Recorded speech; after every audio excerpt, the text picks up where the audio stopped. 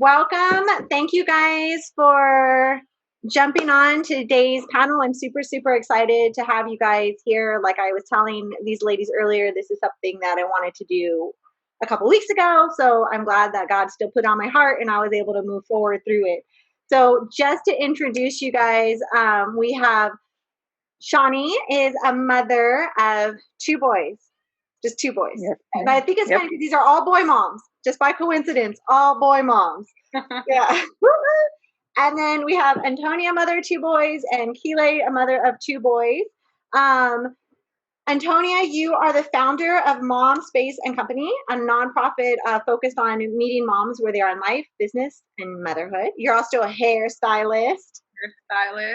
Yeah.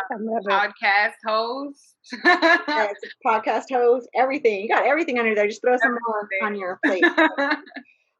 Then Keelay, same thing. Podcast host, influencer, mother of two. And are you a teacher too?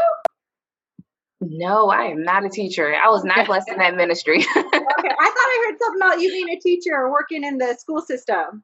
Oh, so I'm an HR specialist in the federal government, but when I was pregnant with my first son, coming home from college, I worked in special education. And then when I was pregnant with my first son, the government was just stressing me out. And I went back to education, special education in high school with Fairmont Heights High School in Maryland. Oh, wow. All right. And then I have my friend Shani, who I'm super glad, like I said, introduced you, hairstylist, mom of two. And your boys, do they both go to Morehouse or one goes to Morehouse? No, I have one that will be a junior at Morehouse and one that will be a junior in high school. Oh, okay. All right. I didn't realize. Okay, so junior high school, you have a junior and another junior in college. And then, ladies, how old are your boys? Mine are 11 and 9. My 8-year-old will be 9 in like 2 weeks. All right. And then Keelay? They're 6 and 3. Okay, 6 and 3. Oh, you got babies. Yes. Dude, mine are 20. Mine are about to be 21 and about to be 16. Oh my gosh, I love it though. You guys are all at different stages of life, which is like perfect. So I love that. Hold on. So yeah, thanks. I'm glad how it all worked out. So tell me, guys, let's just go around a little bit before we get started.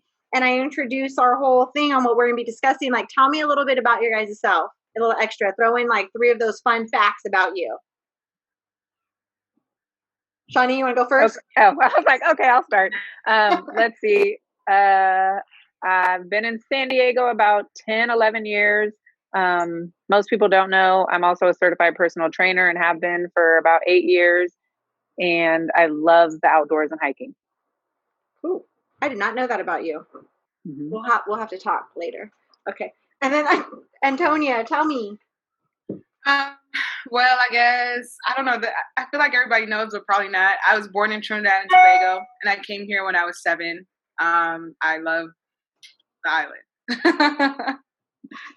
I did not know that, actually. I did not know you're from Trinidad. And then Keelay? Yes. So I love karaoke. I can't sing, but I love karaoke. I love dancing. And I love cooking. But quarantine has kind of made me not like it anymore. Anyway, you be throwing down and having all these recipes. And I'm like, meanwhile, my kids are like eating noodles and spaghetti. Like, I know. I saw some of your posts the other day. You're like, look at, if you could only know how good this tastes. I was like, that looks good. I'm over here on a health kick. I was like, I want that. But thanks, ladies. Thanks for coming on. So I really honestly wanted to open up this discussion today. Like I was telling you guys, like you probably saw if you follow my Instagram today, I was just talking about how women have so much power. We as mothers have so much power. And I really feel like it's been untouched. We have not fully opened up that door. We have not fully opened up that discussion. And there is so much. I mean, we can go down the whole list of things, but we'll just simplify. There's so much going on in this world right now. I just had the panel recently with Black Lives Matter. But there's so much going on. And as a mother, I mean, I'm a mother of 4. I got all ranges from 16, 15, 13, and 12. So I had to go down the list real quick. 2 boys, 2 girls. And I just know, like, as a mom, the struggle's real. We struggle all the time as a mom. We struggle every day trying to raise up our kids. You know, I got 2 boys, 2 girls right now. I'm struggling with one, just trying to make him learn to be a man, you know, and teaching him that. I'm a single mom too, so trying to enforce and teach him that. But you ladies have a whole nother struggle on a whole nother level. There's things and thought processes that go through your own mind that others don't have to face or to think about. And I know what goes through my mind. I'm Hispanic, but I know what goes through my mind as a Hispanic woman is nothing even to compare to you guys, but you guys have a whole nother thing. So I want to open up that panel today so that we can just kind of listen, understand what it's like, thought processes, anything that comes up with regarding like today's world. And I just want to encourage that. So thank you guys again. Thank you so much for being here. Again, I really, really appreciate it. By coincidence, like I was saying, Antonia, you had an amazing podcast. Super amazing. It was with a police officer, a Black woman police officer. Thought that was so cool. It was like a Q&A. And then Keelay, you were raw and real with that, your fears on everything that you think about every day as a mom, and that's where we want to hit today. So yeah, let's just talk a little bit about being a mom. Let's just start there on just your normal everyday moms. Shawnee, you know, you've been through it. These two have, you know, they got 2 young ones. So speaking a little expertise over there from the mom to, you know, college boy Morehouse over here, you got the junior still in it on a whole nother level. Yeah. You know, I don't know a lot about you, but like, what is that? What has it been like for you? Like, what's your daily struggle, you know, as a mom? It's a lot different now that they're older. I became a mom really, really young. So the journey of parenting at the beginning, I was a baby. I mean, I was a kid raising a kid. I'm beyond blessed that he turned out the way that he did because, truth be told, at the beginning, I had no idea what I was doing. I was not even a year out of high school. I had no clue, 19 years old. But as I grew and became more educated in parenting, then obviously my parenting grew as well.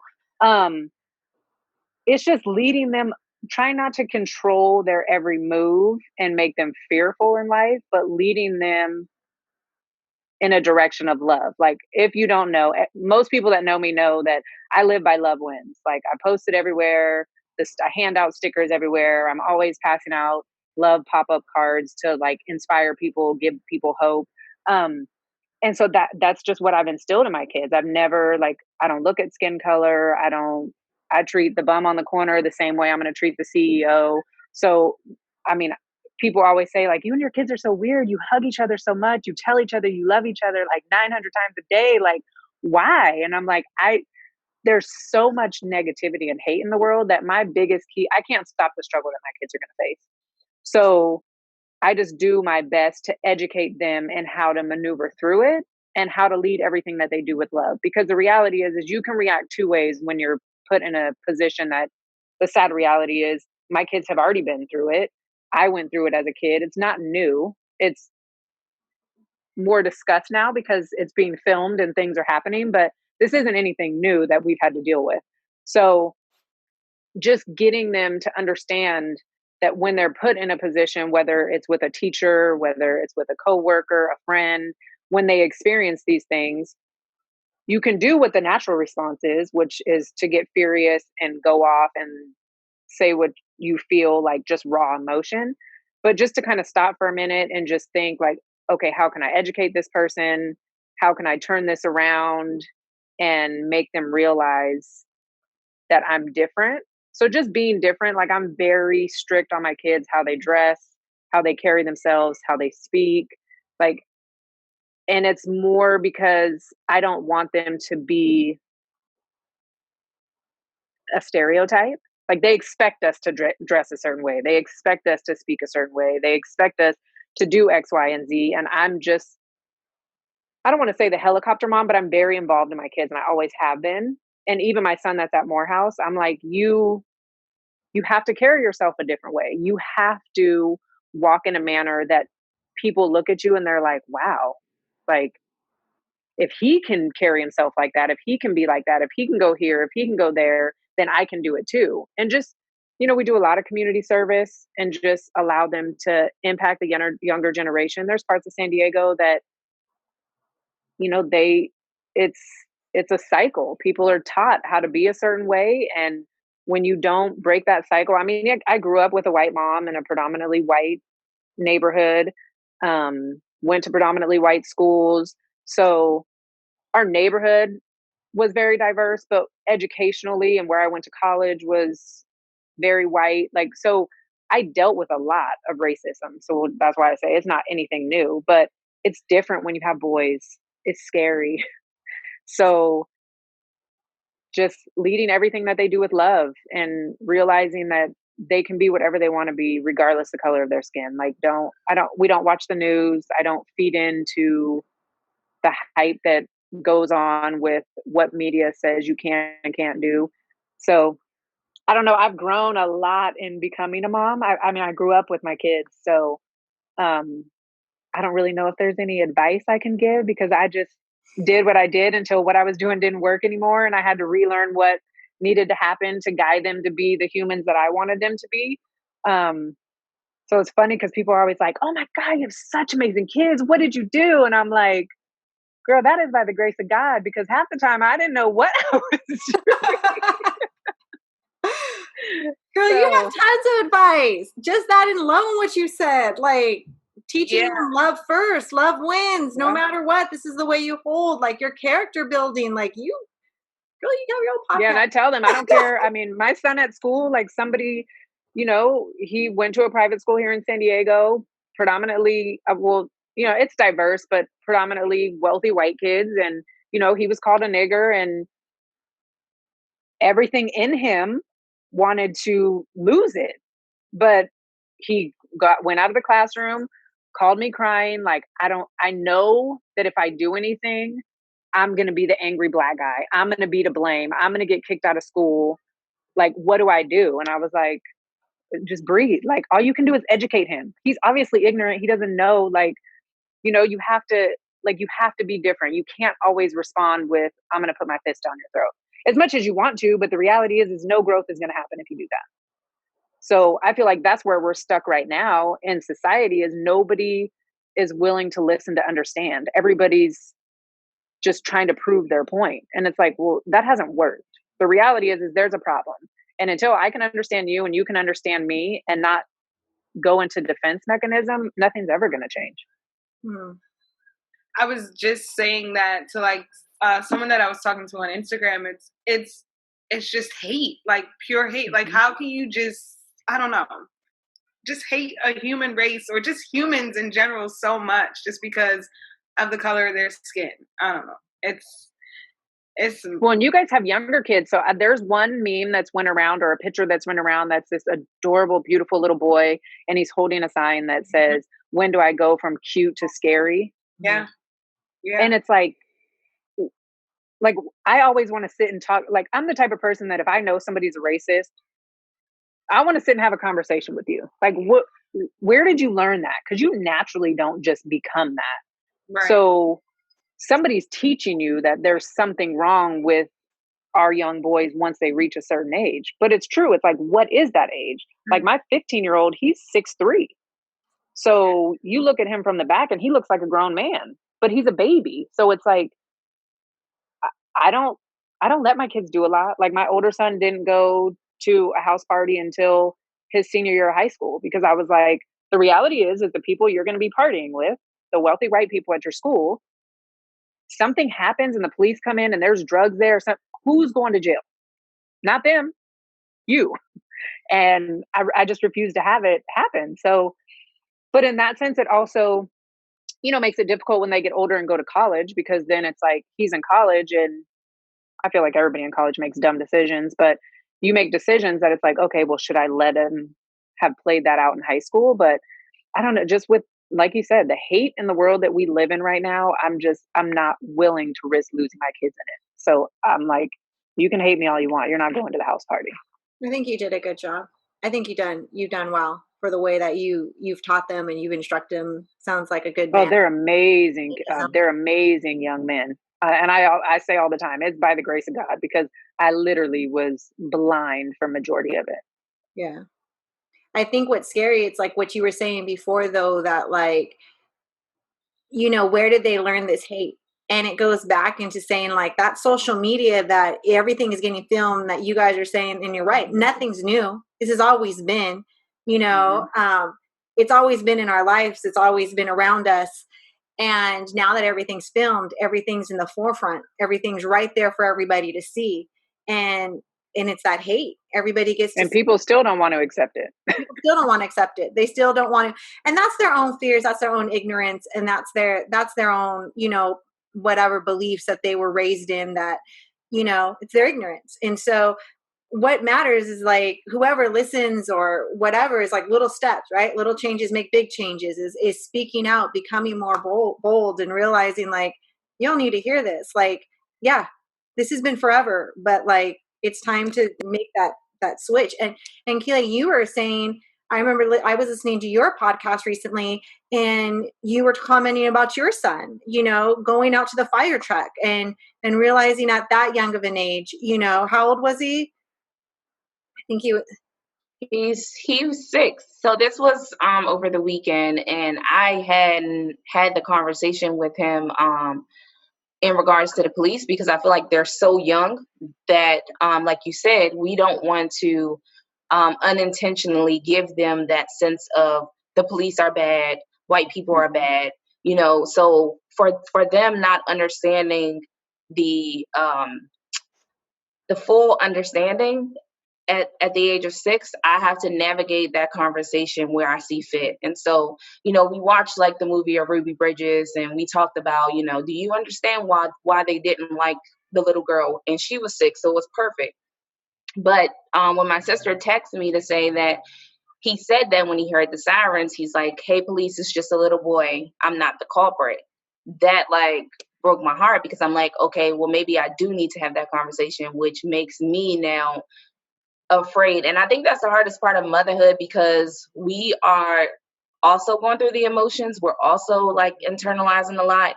And so we have to first get our emotions under control, so that we're not just, exerting the anger and the emotion and the sadness and the fear that we have and projecting it on them.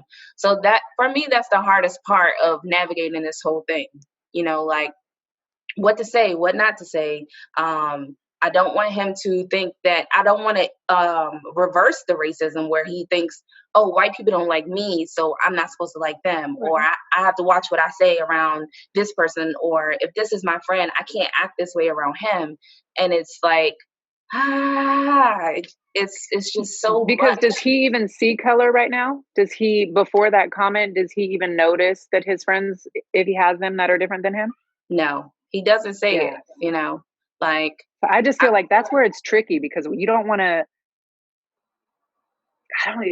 because I feel like so much hatred is taught. So it's like, how do you teach him what's going on in the world without changing his innocence? Exactly. And that's where I am. I'm like, this is the most toughest part of motherhood that I've experienced so far with my boys. And I'm like, you know what? Yeah, just hand me the parenting manual, because I don't know. So it's been hard. It's been an emotional roller coaster. It's just been a lot. That's heavy. All the thoughts that go in just as a mom, and then having to process that thought as well, and their mindset and what they're thinking and figuring it out. Like, I don't know. That's heavy. I know, like I said, I can't relate, but just a little bit of my background is I have 4 kids, 2 adopted, 2 biological. And my adopted are Hispanic white, so they look white, they mostly, my son's best friends are, African American. So that's who he's comfortable with. My other 2 are dark. They're dark skin. I think they're like a quarter African American, like that. So they're dark. But the realization of this has opened up a lot of discussions in our own home with, my oldest asking me, when are you going to have the talk with my brother? Because for just how dark he is and what he looks like, or my daughter, who's 15. And when you're going to have that discussion? And it's hard because you're just like, I don't want to open up that door. I don't want to talk. That's their innocence. I don't want to take away that innocence from them, and so. But if they're on social media at that age, they see it. Right. Yeah. Luckily for us, I think a pastor in San Diego had a really good sermon. So we all listened to that as a family. That really helped open up that discussion. Anyways, I'm hot right now. Antonia, you want to share a little bit about your own struggles? I had to have the conversation with my boys about trying to, and I feel like this was one of the things like I couldn't even put into words for them to understand, was just, okay, well, police are here to protect and serve, but meanwhile, they're the ones that are killing us. And my my youngest says, well, like he just couldn't put it together. And then I had to, we talked about how they were, I guess it was the Ahmaud case, or, talking about that. And I told him about pretty much the video. We didn't watch it, but I had to tell him about it. And he kind of questioned, like, well, I don't like white people. And I'm just like, well, wait, that's not what I'm trying to do here. What I'm trying to do is just tell you, like, some may not like you will not like you just because you're Black. But does that mean that all white people are the same? It doesn't. But it was just so hard for me to try to have this conversation with the 8-year-old, to try to help him take apart or differentiate the two. It's just hard. Like I don't know if there's a real way to have these conversations, because you want to teach them to love, right? Regardless. Even if the people don't like them, you still got to love them. But then it's like, they're also angry or they're confused. And then just trying to help them process it all when you, as their mom, can't even process it yourself. Right. Like, to really answer them, I'm just like, help. Like, I try, I do my best. But Shawnee said a really good point, and it stuck with me. It was like, I can't control the struggles that my kids go through. And that's so true, because as much as I want to, like, put them in a, you can't go anywhere. You want to bubble wrap them? Have your back. Like, you can't. And they have to kind of, sad to say, maybe experience some of those things on their own. But it sucks. It just sucks all around. It hurts. Yeah, it does. But I can tell you from experience that when they have those experiences, it's such a huge moment for growth, that, not that you ever want your kids to experience anything, but the growth that my son had in that experience was something that I never could have taught him.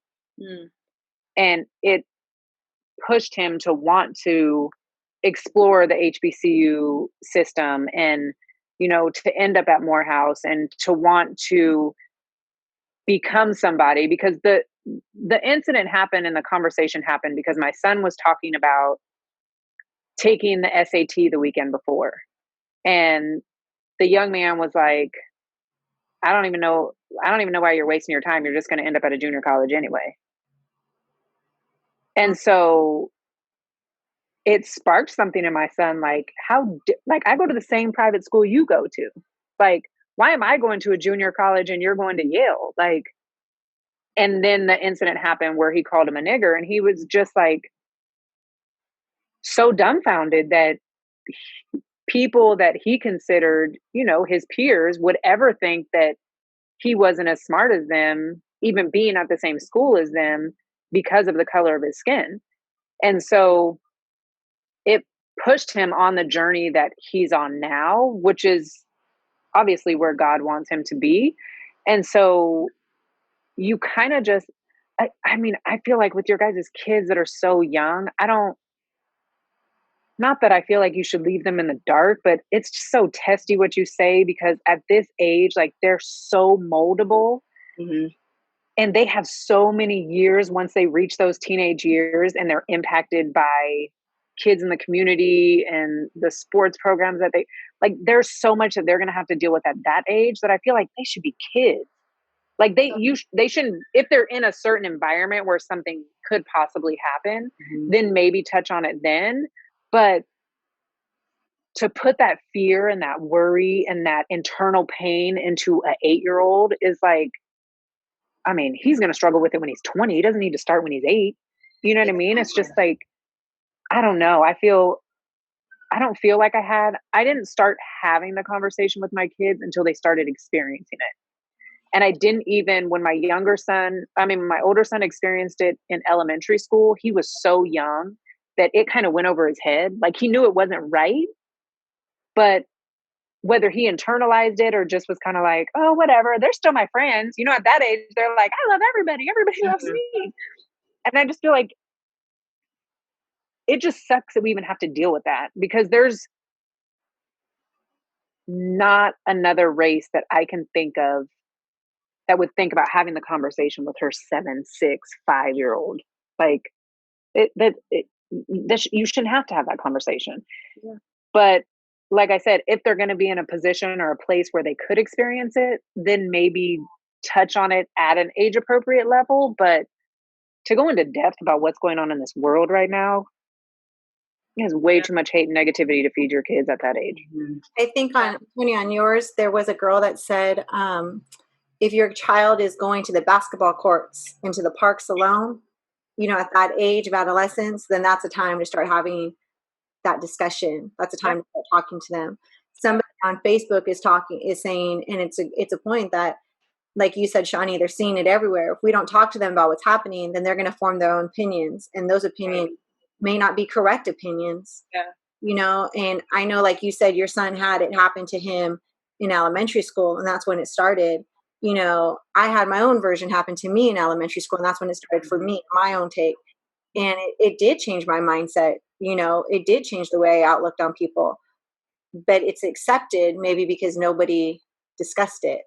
Right. But do you feel like it made you, because I experienced it in elementary school too, but I feel like I experienced it a lot growing up because I was different. I didn't look like anybody. I wasn't white enough for the white kids. I wasn't black enough for the black people. I was just all mixed up and weird and loud and crazy and something that nobody really knew what to do with, but everybody liked me. So I didn't have a bad childhood. It was amazing, but I always knew I just never fit in. Like, it was like, I'm just weird. And now everybody's like, oh yeah, you're the love wins lady. But that's just, I just always, no matter what people said, no matter how people treated me, I was just like, okay, well, I'm sorry you feel that way, but I'm going to go about my business. But it created something in me that I remember getting pregnant at 19. And my 2 biggest fears were telling my mom, and was people that used to say things about me when I was younger having the opportunity to be like, see, I told you she wouldn't be anything. Mm-hmm. And so for me, even having a kid at 19, I was like, I refuse to be a statistic. I will not get on welfare. I will work 3 jobs. I will do X, Y, and Z. And most people that know me, like, I dropped out of college. I went back and got my bachelor's a year ago. But I was like, there's nothing that they're going to be able to say that I ended up being the typical loser black girl. Like, I just wasn't going to let it happen. So as much as it's painful in me and in my son, I see the same thing, that you can go 2 ways. Either it can like light a fire in you and make you be like, I'm going to do whatever I have to do to not be what they think I'm supposed to be. Or you get so angry that you're like, forget every white person.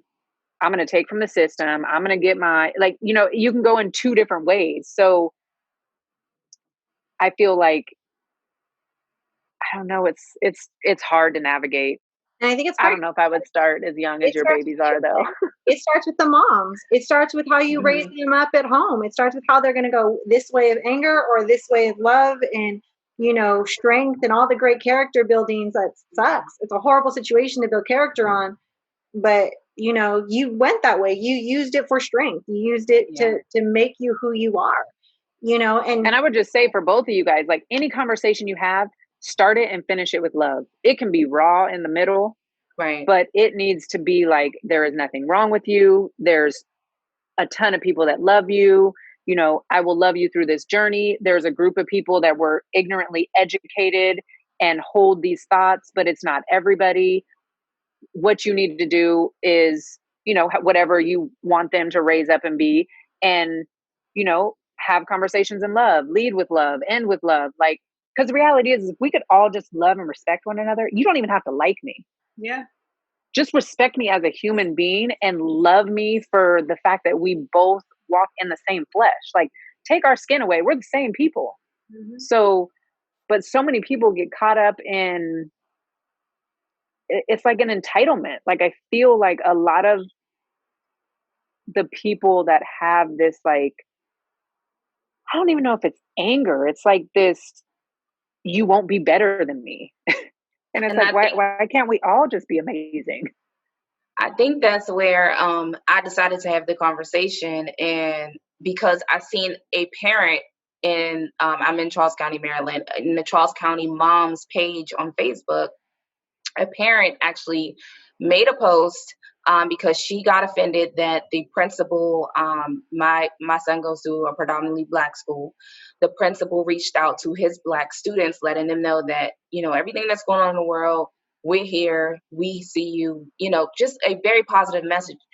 And this white mom got offended, and she's like, well, all this should have went out to all the children. All the children matter at your school. Here we go again. And so people started to respond to her, and she began to say, oh, this is why I'm taking my daughters out of the school. My daughters got beat up by a colored kid and nothing happened to them. And if this kid was blase, and I'm like, so this is why I want to, like you said, it's so hard to have the conversation with them so young. But when you think about the parents on the opposite end that are having these other conversations in their household, it makes you fearful of what they may bring to school, what they may encounter, because these kids are hearing something else from their parents. And it's just so hard. And even today in my my staff, it was like a council meeting, they did a survey of how the Black employees were feeling during this time and how the white employees were feeling, and, how to move forward. And there were white employees who were saying they felt pressured by us. They felt uncomfortable. They didn't know what to say. They didn't know how to act around us. And in my mind, like you said, we're humans. If you take away our skin color, we're the same people. We have this, treat us as humans, talk around us as we're humans, act around us as we're humans. It's nothing to figure out. Mm-mm. So those statements to me make me realize, like, you guys really see us as color, something different in your mind, and I don't understand it. Yeah, I just don't understand it. You guys, honestly, like, I've been to Baltimore. It's different than California. So I feel like you guys have it on a whole nother level than, like, we have it here. Oh, yeah. We're not in Baltimore, though. Oh, yeah, no. Oh, I thought you guys were sorry. We're in Maryland, but, like... Yeah, we're in Maryland. Other side. Right. Baltimore's a whole nother city. Okay. Okay, sorry. Yeah. Whew. That's hard. I can't. That's crazy that they would have that survey go out, and that they would even feel the need for that to go out. I feel like that makes everybody uncomfortable. Right. It does. Like, who thought of that? Like, yes, like, I'm like, it's anonymous, but if you're going to share the results, now we feel like that's how they feel. But you guys are saying, like, why? What was the purpose of doing that? Like, why would you do that? What are you going to get out of that, other than this was the diversity people that are now team? Exactly, and so they're trying to make awareness to the leadership team to say, this is how your employees are feeling. So we need to navigate the environment, but you guys want us to come to work and be our whole authentic selves. But when we hear comments like this, that people are uncomfortable, they don't know how to talk around us or act around us, that makes us feel like we're caged animals. Like, don't feed the animals. don't make a startle move. Don't act a certain way. That sounds like, I don't understand it. We're humans. Yeah. That's mind blowing to me. It is.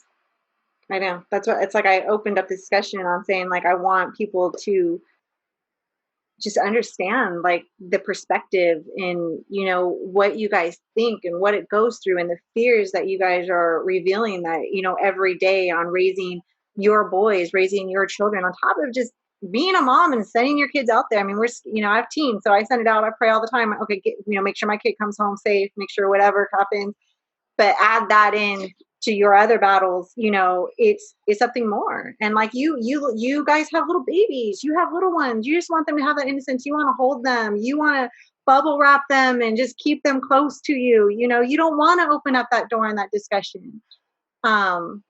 That's really, I'll have conversations with some of my friends because, like, when my older son was able to get I did not want him to drive. Mm-hmm. Yeah. Like, I was like, oh no, like, you get your license, that means limitations. Yeah, having to set those limitations, or thinking about setting those limitations. You can't wear a hood on if you're walking outside.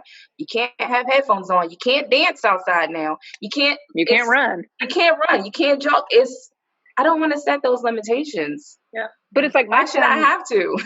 He, when you say the not wearing a hood, I mean, his school is in the private school he went to in a predominantly white neighborhood.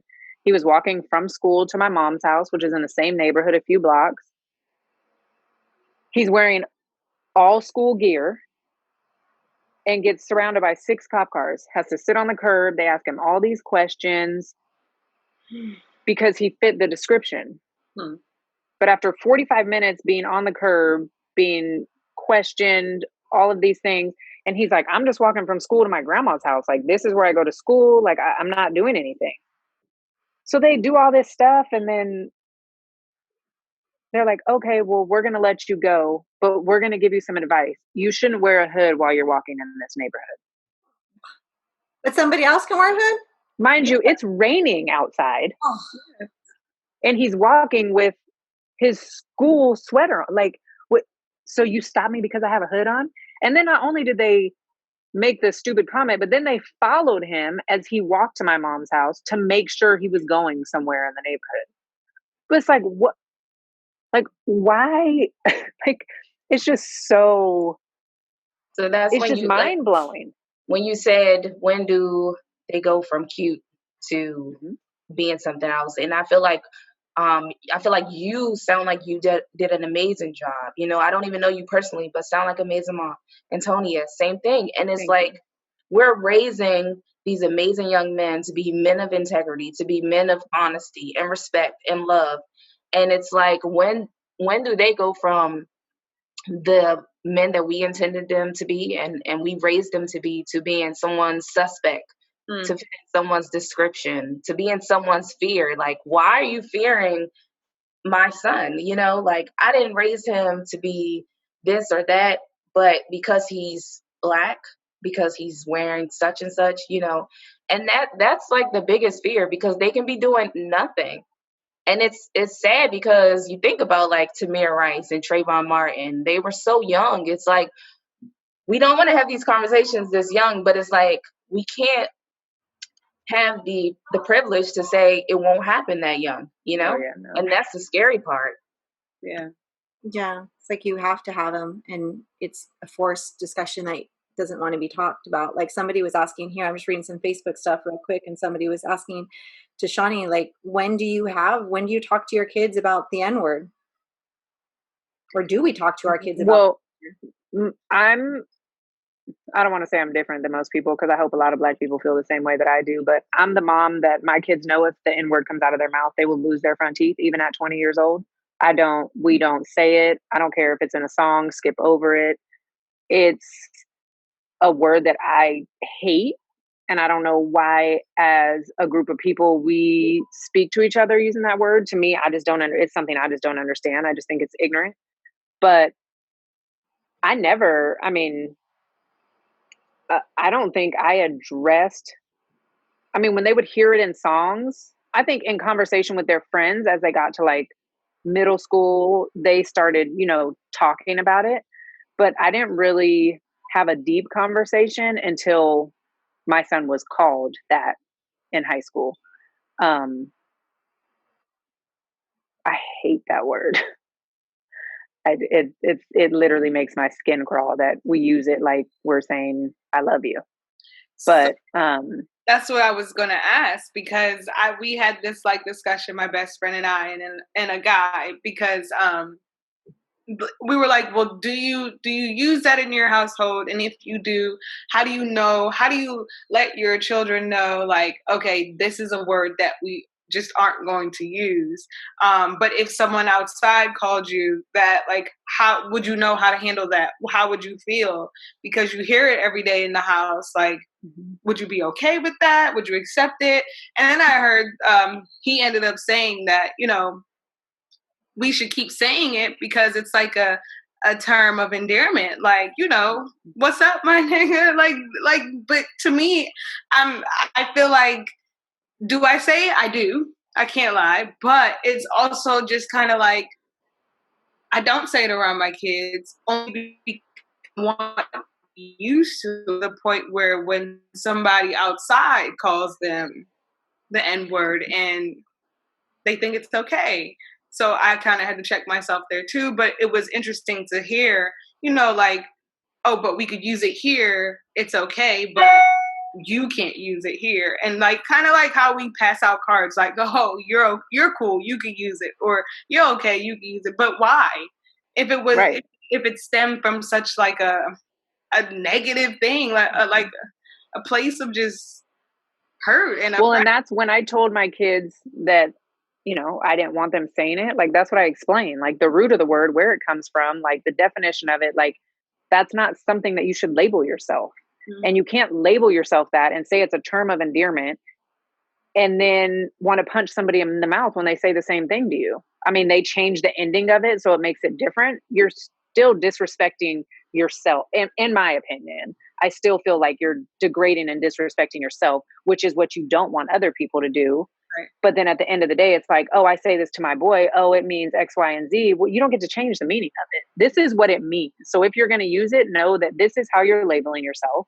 This is what you're, I'm all about, positive affirmations, like speaking things into existence. So it's like, if you're going to call yourself something over and over and over and over again, eventually you're going to believe that that's what you are.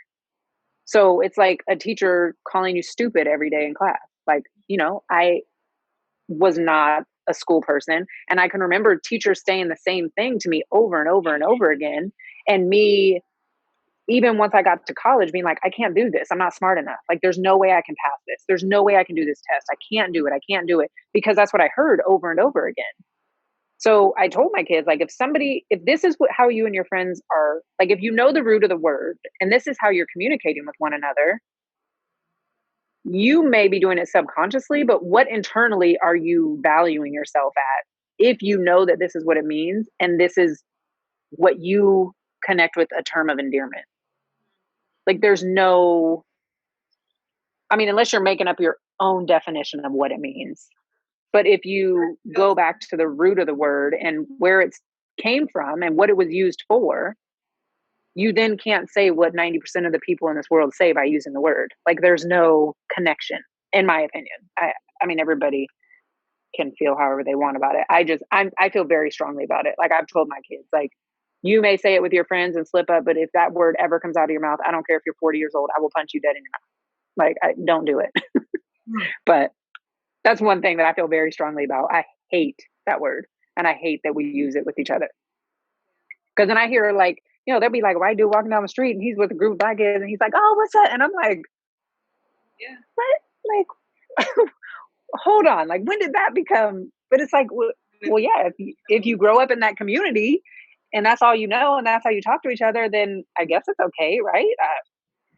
I don't know. That's a whole thing that I probably feel way different than most people do about it. But that's one thing that I'm like, don't even sing the song. Turn it off. Like,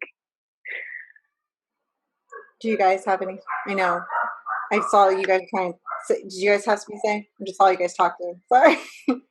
I just think when she brought up the community thing, I think it stems from there to just teaching our kids to respect, like you said, your friends that are of the same race, because it makes us more powerful, so not referring to your friends that way, because I think when it's that I guess line where they feel like, well, we talk to each other that way, so it's fine for them to talk to us that way, it's fine for them to refer to us that way because they call each other that way and we hang out with them, so what's the difference? We're all friends.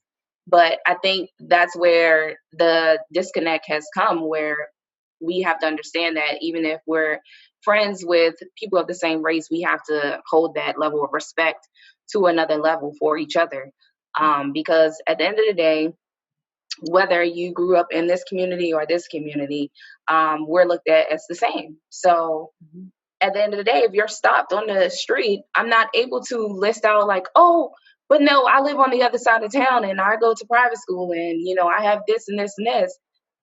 You're Black at the end of the day. And all of our lives matter, regardless of our credentials, regardless of our status. We have to understand that Black is Black.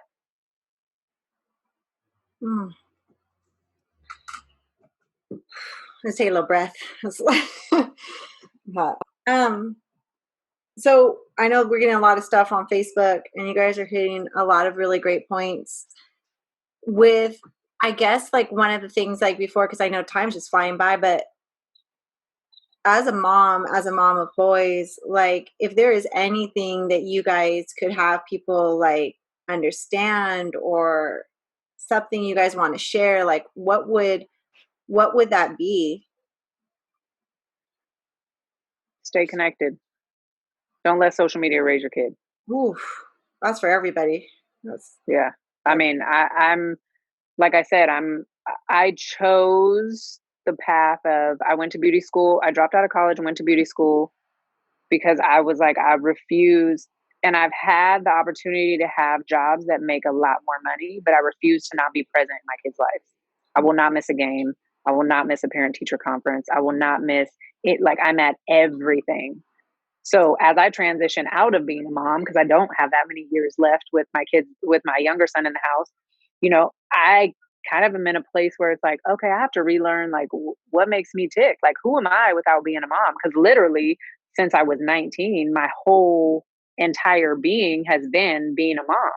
And, I have friends all the time like, well, what do you do? And I was like, the only thing that I feel sets me apart from anybody else that I've watched raise kids is the consistency.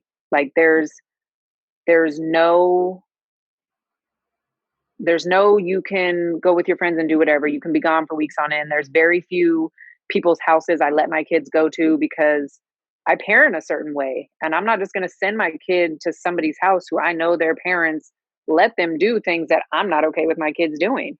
So just staying super connected. Like I know, especially this day and age, kids are like, oh, well, 12 years old, I'm grown. I just like, can you just let me live? No, you can live when you're 18 and out of my house. Like, I, going through when even my younger son now, like there's things like restrictions on the phone, like things that I'm like, there's certain things that you cannot do and that you're not going to do. And if you don't like it, you're going to have to find somewhere else to live because this is just how it's going to be in my house. And not, for a long time, because I was a single mom, and for a long time, I felt a lot of guilt. You know what I mean? So it was like, you want to give them the leniency because you want to make them feel like, I don't know. I don't even know how to explain it, but it was a weird feeling that I had. Like I struggled because I felt bad. But I just knew how I wanted them to be as humans. And I knew that if I ever let up and I ever stepped back as far as my involvement in what they were doing, that they had the possibility to go left or right. And I was like, until you're 18, you will go straight. And if you decide when you leave my house that you want to choose a different path, then God willing, like I'll help you through whatever journey you decide. But I'm way more involved. I think that's the biggest thing. Consistency and staying involved in your kids. Obviously, leading with love, educating them, like helping them navigate through things, but just consistency when it comes to discipline. Like if they do something and, you take something away or do something, it's hard not to do that. Oh, mom, please, can I please? And not want to give into it. And for me, as my kids got older and their dad, was more active in their life, like, I won't lie, it was a hard transition, but I just knew I laid the foundation and did everything that I felt I could do. But there's certain things that women can't teach men. And so trusting the foundation that I laid and releasing them more and more into healing the wounds that they had in that situation, before they went out into the real world and had to deal with life without being wounded. So just humbling yourself to do what it is that your kids need, regardless how it makes you feel. And for me, that was the hardest pill to swallow, because at a point, it no longer becomes about you. It's about what your kid needs to be able to navigate through life while under your roof, to then be able to navigate through life once they no longer have the everyday guidance. So that's my little input. Shanice put it, showing you guys lots of love on Facebook. Shanice on Facebook says, hey, start with high standards. You can always lower standards, but you can never ever raise the bar. Mm-hmm. So yeah, so she said hi to both of you, but yeah. Yeah. Actually, hey Shanice, I love Shanice. Because I watch her, she does set the standards, and I'm like, that's, I try to, like you said, instill that foundation, in our kids, that when they do go on their own, they always come back to it. Consistency, communication, opening that communication, and teaching them to be okay with emotions, communicating your emotions. Like you said, your son was able to call you and say, I'm frustrated, I'm angry, and I want to do this, but he was able to call you in that moment. So that's leading back to your foundation that you've already set.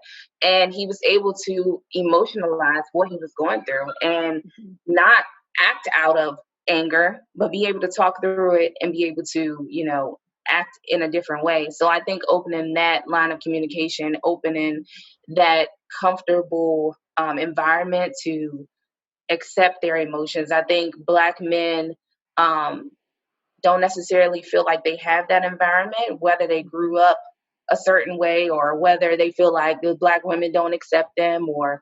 So I think that's my biggest thing for my kids, to open that line of communication, so they'll be able to just talk through things, understand things, educating them on their history. Like you said, don't let the internet raise your kids, because a lot of these shows are teaching things that even Netflix, I'm like, oh no, we got to change the parental controls on Netflix, because these cartoons are even giving subliminal messages, and it's like, wait a minute, if you sit there and listen to them, these are grown messages that and you have to watch it, because it was like Looney Tunes or something. And I'm like, oh, it's just regular Looney Tunes. And no, it's not regular Looney Tunes. They have like these grown messages, and they're saying things that our kids are not. They don't understand what they're saying or what they're listening to. And so we have to be careful of those things, of what we allow our kids to do. And then especially just monitoring who they hang around and where they go, because that's how my mom was. You are not going to such and such house. I don't know how they parent. I don't know what's going on over there.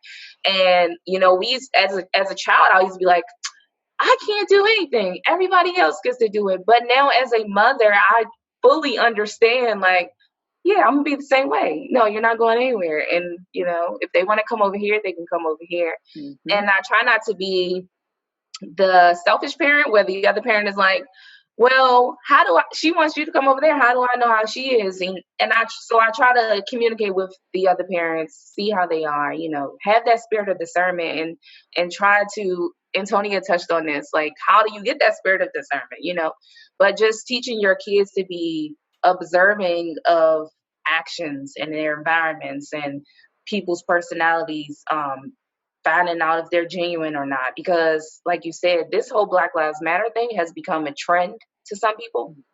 It has become a platform for some people to, expose themselves on a higher level. And it's some people that want to have those conversations in public, but the actions aren't matching up with the conversations they're having. So that integrity is not there. They're saying what we think they're saying what they think we want to hear, or what they think people want to hear. And so just all of that, it's a lot. It's just a lot. That's all good stuff. It's a lot, but it's all good. Antonia, is there anything you want to? Yeah, Keelay touched on mine, of course, the communication, and also their feelings. That's one thing that I do with my boys, is just to kind of let's talk, like, and honestly, keeping it really transparent and open with them about some of the conversations that we have. Of course, keeping it like, age appropriate, and it grows as they get older. But allowing them to be human beings, allowing them to express those feelings, because I feel like, a lot of times we think kids are just kids. Meanwhile, like, that saying, stay in a child's place. Meanwhile, like, what does that even mean? Because at the same time, that child still has feelings, emotions, thoughts. And so just allowing that open communication for them to express their feelings. And also just with keeping it real and being honest with them, knowing when we've kind of messed up, and just, apologizing when we need to, or I don't want to say explaining, but just talking to our kids, like, if we've messed up, allowing them to know that, hey, what I did was wrong.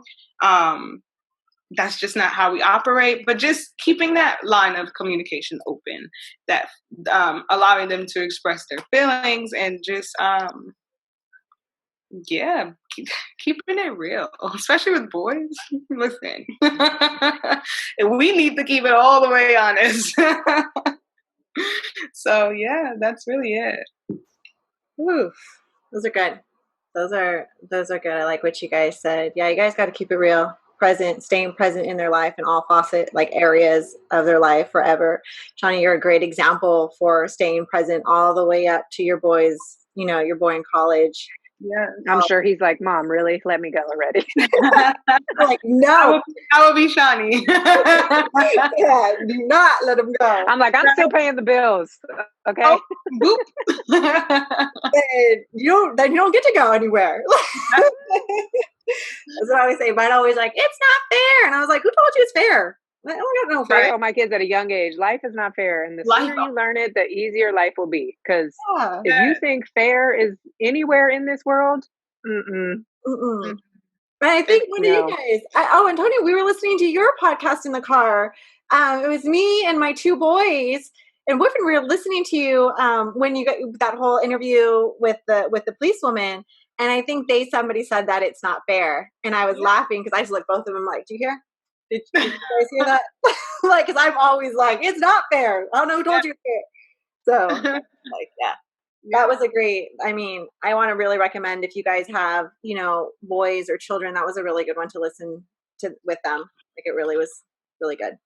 Well, thank you guys. I know we could keep going on. I know we gave it like an hour, so it's already hitting that mark. There's been a lot of feedback in Facebook, just with people commenting on everything you guys have to say. So I don't know if you guys have a chance, you might want to jump in, go through some of those comments. But again, thank you guys for your experience. Thank you for being raw and real and letting people know, like, this is life. It's not done. It's not over. It's not a trend.